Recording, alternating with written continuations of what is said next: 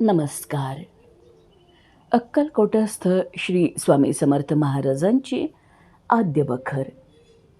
प्रकाशक धार्मिक प्रकाशन संस्था.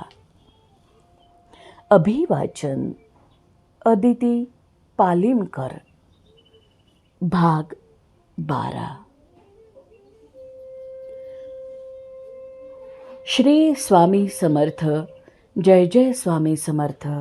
श्री स्वामी समर्थ. श्रीमंत मालोजीराव भोसले सांप्रतचे अक्कलकोटचे राजाच्या तीर्थरूप यांची भक्ती श्री स्वामीचरणी एकनिष्ठ होती. त्यांना पुत्रप्राप्तीची फार इच्छा होती. श्री स्वामी महाराजांच्या कृपेने राणीसाहेब गरोदर झाल्या. सर्वांना आनंद झाला. काही महिने लोटल्यावर महाराजांजवळ येऊन काही लोकांनी पुत्र होईल किंवा कन्या होईल म्हणून प्रश्न केला. महाराजांनी काही जबाब न देता बांगडी लाव म्हणून सेवेकरांना आज्ञा केली. यावरून प्रश्न विचारणाऱ्यांनी आपल्या मनात गाठ मारली की राजाला कन्या होणार, आणि त्याप्रमाणे तसंच झालं. श्री स्वामी कृपेने राणीसाहेब पुन्हा गर्भिणी झाल्या. पूर्ववत लोक पुन्हा प्रश्न करण्यास महाराजांजवळ गेले. महाराजांनी काही जबाब न देता आपण जागेवरून उठून चुलीजवळ जाऊन बसले. याचाही अर्थ उघड होता. याप्रमाणे राजाला द्वितीय कन्यारत्न प्राप्त झाले. पुढे तिसऱ्या खेपेला राणीसाहेब गर्भधारणा झाली असता पूर्ववत लोक महाराजांजवळ प्रश्न विचारण्यास आले. यावेळेस महाराजांनी आपल्या मांडीवर चापट मारून दोन्ही हात एकत्र करून बंदूक सोडण्याची कृती करून दाखवली आणि म्हणाले, लगाव सरबत्ती. तोफा सोडून आनंद करण्याबद्दल महाराजांची आज्ञा झाली. त्या अर्थी पुत्र खास होणार अशी लोकांची खात्री झाली. श्री स्वामी कृपेने पुत्रच झाला. तेच हल्लीचे श्रीमंत शहाजी महाराज अक्कलकोटचे गादीवर आहेत. भीमराव म्हणून श्री स्वामींचा सेवेकरी होता. त्याच्या डोक्यास मोठ्या तांब्या एवढे आवाळू होते, त्यामुळे त्याची मुद्रा चमत्कारिक दिसे. बिचाऱ्याच्या डोक्यावर पागोटं कसं घालावं हे माहितीच नव्हतं त्याला. महाराजांची पुष्कळ दिवस त्यांनी मनोभावे सेवा केली. नित्य भीमराव आणि त्याचा मुलगा बागात जाऊन टोपलीभर फुलं महाराजांकरता घेऊन येत. सेवेकरी भीमराव याला थट्टेने 2 डोक्याचा माणूस म्हणून हाक मारत. एके दिवशी महाराज आनंदाने बागेत बसले असताना भीमराव नित्याप्रमाणे फुलांची परडी घेऊन आला. त्याला दुरून येताना पाहताच 2 डोक्याचा मनुष्य आला म्हणून सेवेकरी थट्टा करू लागले आणि हसायला लागले. त्यांच्याबरोबर महाराजही 2 डोक्याचा मनुष्य आला म्हणून तोंडाने म्हणाले व खुदखदा सेवेकऱ्याबरोबर हसायला लागले. भीमराव फार खजील झाला, पण ही संधी बरी आहे असे पाहून महाराजांना म्हणाला, महाराज, लोक हसतात ते हसोत, पण आपण दीन दयाळ भक्तवत्सल. आपणही आपल्या भक्ताचा व्यंग पाहून हसता. कृपा कटाक्षेने अवलोकन करून व्यंग दूर करावं, म्हणजे इतर लोकांप्रमाणे मौजेने पागोटे घालून आनंद करी. म्हणून भीमरावाने प्रार्थना केली महाराजांची. कृपाळू महाराजांना त्याची कीव आली, पण त्यास ते काहीच बोलले नाहीत. रात्री भीमराव निद्रेत असताना स्वप्नात त्यास दर्शन देऊन त्याच्या डोक्याच्या आवाळूवरून हात फिरवला.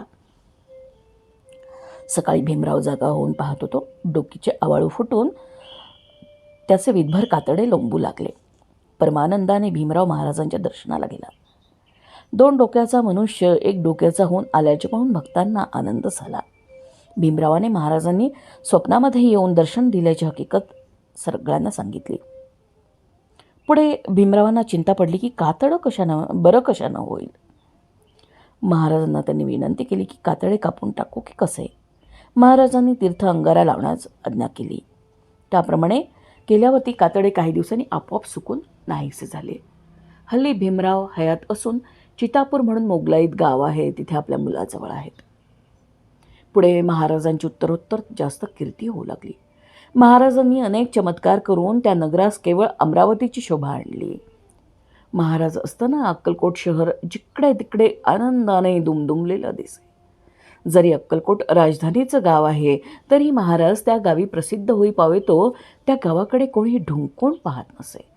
जिकडे तिकडे अक्कलकोटची प्रसिद्धी होऊन त्या गावाला हल्ली जे वैभव आलं आहे त्याचं कारण श्री स्वामी समर्थ आहेत.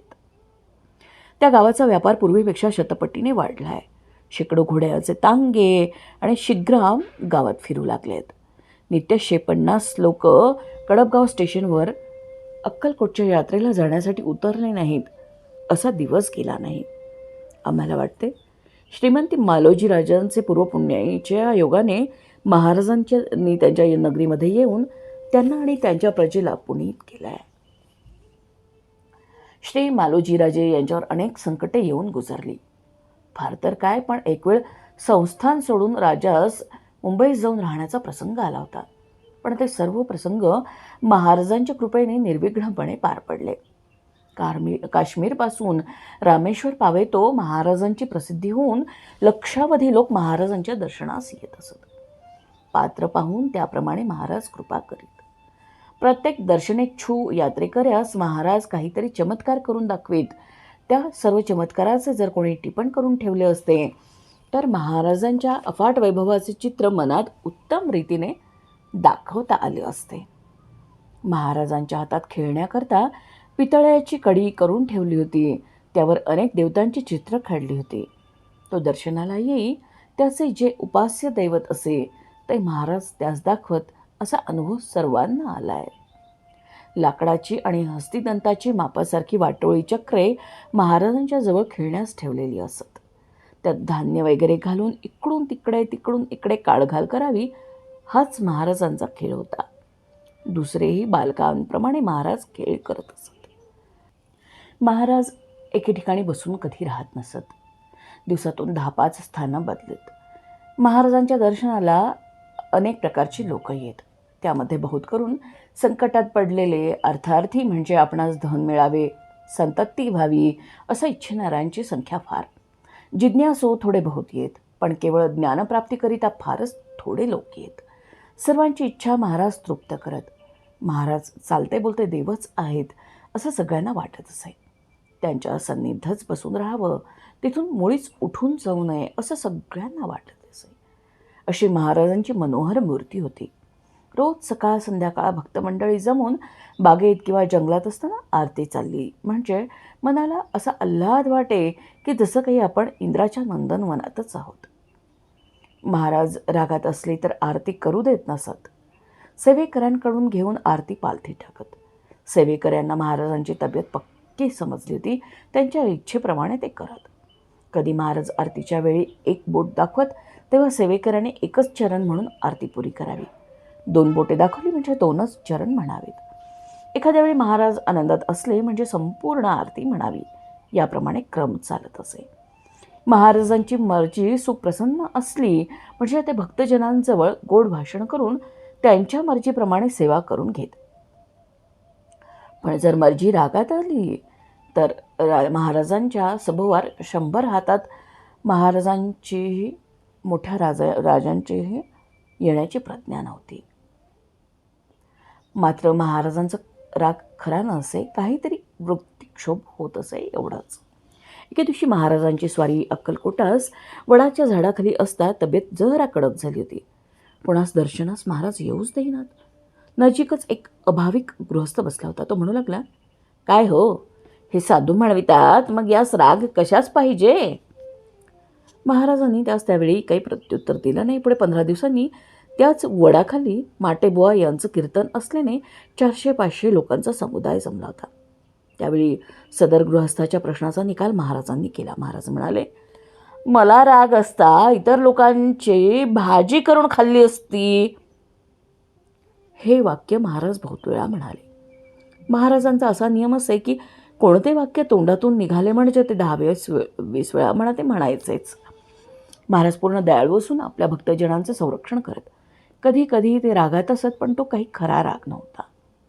राजा व रंक महाराजांना सारखेच असत. किंबहुना रंक त्यांना जास्त प्रिय असे. श्री मालोजीराव यांनी महाराजांनी चमत्कार करून दाखवल्यावर त्यांची भक्ती स्वामीचरणी जडून ते दर गुरुवारी महाराजांची स्वारी ज्या ठिकाणी असेल तेथे दर्शनाला जात असत. याप्रमाणे बहुत दिवस चाललं होतं. एके गुरुवारी राजा हत्तीवर बसून दर्शनाला आला. महाराजांना पाहून राजा खाली उतरला आणि अनवानी महाराजांना नजीक केला. महाराजांच्या चरणी मस्तक ठेवल्यावर महाराजांनी फाडकन त्यांच्या श्रीमुखात भडकवली. राजाच्या डोक्यावरील पागोटं एकीकडे जाऊन पडलं आणि राजा फार भयभीत होऊन थरथर कापू लागला. हात जोडून महाराजांपुढे उभा राहिला. हुजराने राजाचे पाकोटे आणून त्याच्या डोईस घातले. महाराज रागाने म्हणाले, तुझं मोठेपण तुझ्या घरात, इथे मोठेपण कशाला पाहिजे? मादरचोदा, असे बुदबलके राजे आपण पुष्कळ बनवतो. अपराधाची क्षमा करावी म्हणून प्रार्थना करून राजा परत गेला. पुढे दर गुरुवारी महाराजांची तब्येत कशी आहे हे पाहून राजा दर्शनास जात असे व म्याना वगैरे वाहन लांब महाराजांच्या नजरेस न पडेल अशा जागी ठेवून पायाने राजा दर्शनाला जाई. याप्रमाणे महाराजांचे उग्र तेज होते. हिंदू, मुसलमान, पारशी, युरोपियन सर्व जातीचे लोक महाराजांच्या दर्शनाला येत. सर्वांचं मनोगत ओळखून महाराज त्यांची मनोकामना पूर्ण करत. मुसलमान लोकांवर महाराजांची फार प्रीती होती. महाराजांना कुत्रा फार आवडत असे, पण मांजर पाहिले की महाराज रागवत व निमक हराम म्हणून त्यास तेव्हाच हाकलून देत. गायीवर महाराजांची फार प्रीती होती. झाडाची फांदी किंवा पाला कुणी तोडू लागल्यावर महाराजांना फार राग येई. एक अशी गोष्ट घडली की समर्थांची स्वारी गणपतराव जोशी यांच्या घरी सोप्यात बसली असताना त्यांच्या गड्याने त्यांच्या आज्ञेवरून अंगणात एक कडुलिंबाचा वृक्ष होता, त्याची फांदी तोडायला सुरुवात केली. हे महाराजांनी पाहताच अतिशय रागावून शिव्या देऊ लागले. आमच्या पालखीची दांडी कोण तोडतो त्याचे हातपाय तोडून टाकावे, असं महाराज म्हणाले. हे ऐकताच गणपतराव जोशाने गड्यास फांदी तोडण्याचे बंद करायला सांगून झाडाच्या खाली उतरवलं. तत्राप महाराज रागातच होते. जोशीबुवा तोंड चुकवून एकीकडे जाऊन बसले. नंतर थोड्या वेळाने समर्थ सोप्यातून उठून परसात जाऊन किरड्यावर बसले. बहुत वेळ तेथेच होते. महाराज कोठे गेले म्हणून जोशीबुवा व इतर मंडळी पाहू लागली. तो समर्थ उकिरड्यावर बसलेले दृष्टीस पडले. जोशीबुवांच्या नजरेत असं आलं की महाराजांच्या कानात गांधीन माशी जाऊन ती कान उकरत आहे. त्या योगानं महाराजांच्या कानातून रक्त वाहत आहे. महाराज हसत खेळत बसले होते. कोणास पुढे येऊच देईनात. गणपतराव जोशी यांनी धैर्य करून महाराजांजवळ जो प्रार्थना केली की महाराज, आपण मला यावेळी मारलं तरी मी भिणार नाही, पण आपल्या कानातील गांधीन माशी काढल्याशिवाय मी राहणार नाही, असा जोशीबुवांचा दृढ निश्चय पाहून समर्थ उगीच राहिले.